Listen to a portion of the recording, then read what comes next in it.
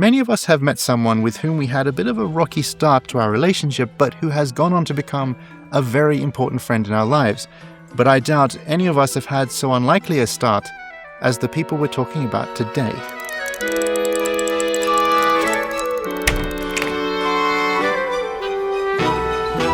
The first of our characters is a woman named Saint Justina. She was a beautiful, kind, caring Christian woman who had led her own parents to Christ, who had led other people to Christ, who lived a life of deep prayer and caring for the poor. Justina's closest friend at the end of her life was the Bishop Cyprian, a saint known for guiding his people well and for loving Christ. But this had not always been the case. When Cyprian had first met Justina or heard of her, he saw her as his sworn enemy. When Justina was young, she dedicated her life to the service of Christ. It was practically a form of monasticism that she was choosing to embark upon. However, soon after she made these choices, she was given an offer of marriage by a very rich young pagan named Aglaeus. Now, she turned him down outright, and he became very offended at this. He was not used to not getting what he wanted. So Aglaeus went from there to meet with a professional, someone who could destroy her spirit, her courage, and her resilience against him so that he could finally have the woman he wanted. And he went to a sorcerer named Cyprian. He had a deeply disturbed and depraved spirituality that had been brought about by years of study under various pagan priests around the empire. He was a man who summoned demons to do jobs, who understood the demons, knew them well, and would take money to put curses on people, to get people what they wanted. Now, Aglaeus wasn't actually after Justina's love, which is why Cyprian said to him that he would be able to do this. He would send demons upon her to be able to create in her what Aglaeus really wanted, lust and passion. Cyprian had done this before. He was paid well, he went to his idols, he talked to the demons, and he sent them out to Justina. Now, Justina had a difficult evening that night. She felt uncomfortable spiritually. She felt unpleasant. So she did what she normally did of an evening, and she prayed. She cried out to God, asked for his help and his presence. She felt at peace once again, and after praying late into the night, fell into a peaceful, gentle sleep. The demons returned to Cyprian and said, "We couldn't do it." Over the next few days, Cyprian keeps trying. He tries different things, different rituals, different sacrifices, different orders to the demons. They keep going out and they keep coming back saying we can't get through to her. At one point, he flies into a rage and he sends new demons to her, demons of illness. Justina and her entire village get sick, but Justina keeps praying. She begins to heal and help the sick in her village, and things quickly get back into normal. And meanwhile, Cyprian is really starting to freak out. At one point, Cyprian even tries to weasel his way out of the contract by getting a demon to disguise himself as Justina to go to Aglaeus. It works at first. Aglaeus is overjoyed to see her coming to him, and he calls out to her, "Justina!" And the demon, hearing her name, is instantly terrified and flees. Cyprian is running out of ideas, and the demons say to him, "We cannot touch her. There is a mark upon her, a sign that she makes that prevents us from reaching her." And Cyprian begins to see what's going on. He's heard of the Christians, but he's never really investigated it. And he says to them, "The sign of the cross.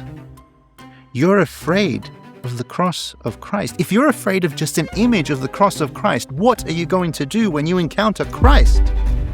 And the demons lose it with him. They leave the idols and aim to kill him. They're surrounding him. He is in a physical fight for his life against the very demons and gods that he thought cared about him, that he thought were what his life was all about. And they begin to choke him to death. He decides to try the one thing that seems to scare them. He makes the sign of the cross. He does it again and again as the demons fly away from him, emptying the temple, leaving him alone on the floor, beaten and bruised, but alive. The sign of the cross, this simple gesture, is more powerful than any sorcery he has known his entire life. And he suddenly realizes he has wasted all his life on power that was nothing compared to the prayers of one woman. Realizing now that the name of Christ was powerful, that Jesus was clearly the truth, Cyprian went to seek out the Christians. He found his local Christian bishop, a man named Anthimus, and came to him and said, "I want to be baptized." Now, Anthimus knew exactly who this was, and he thought it was a trick. Cyprian was too renowned a sorcerer to be coming into the Christian faith, and he actually told him to leave, and told him with a warning: "You cause enough damage amongst the pagans. Don't try and mess with the Christians lest you lose everything."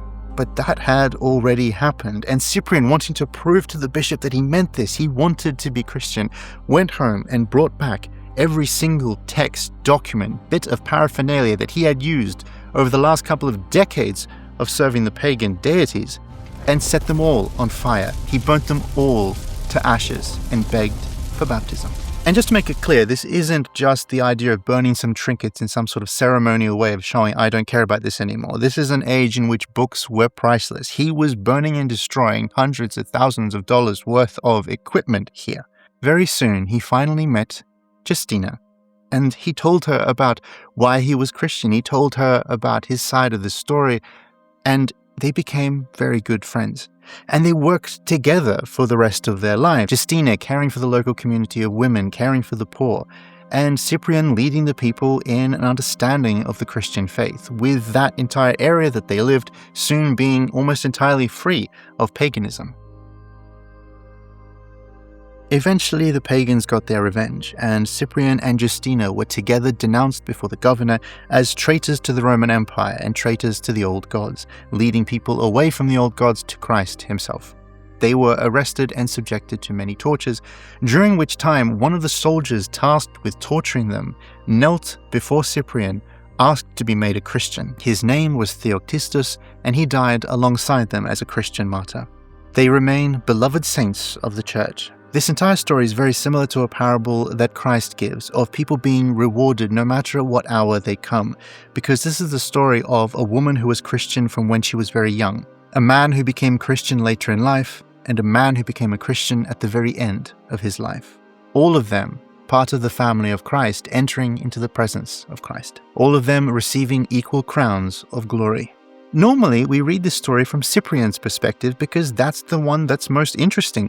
There is sorcery and dark arts and demons and idols and temples and sacrifices and weird spiritual battles. But take a moment and imagine the story from Justina's perspective. And it's almost hilarious. She is having a fairly normal week. I mean, sure, I'm not going to downplay the fact that there was spiritual warfare going on. She was praying late into the night and calling upon Christ, but that's not much different to what she was doing anyway. We do not always appreciate the sheer power of Jesus Christ over evil and of how safe we are in his arms. There's very little for us to do except to trust him, to be with him. The church has given us patterns and things and services to help us grow in that relationship with him, but we can trust him to fight the big battles for us. From Cyprian's perspective, it was a massive ride and a battle to find Christ.